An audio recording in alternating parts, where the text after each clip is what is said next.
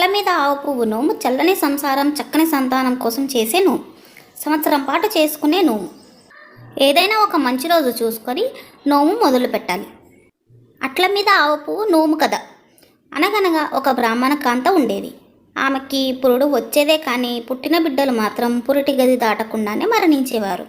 ఇక తనకు సంతాన యోగం లేదనే దిగులుతో ఆమె భర్త మంచాన పడి మరణించాడు. భర్త లేక బిడ్డలు లేక అనాథగా ఆ ఊరిలో బ్రతకలేని బ్రాహ్మణ కాంత దగ్గర అడవిలోకి వెళ్ళి అక్కడే ఉండసాగింది.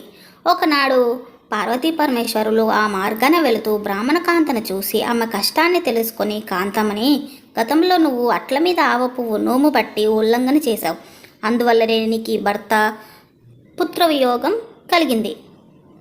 ఇప్పుడైనా నువ్వు మళ్ళీ ఆ నోమును సక్రమంగా నోచుకుంటే వచ్చే జన్మలోనైనా అనుకూలదైన భర్తతో చక్కటి సంతానంతో సుఖంగా ఉంటావు.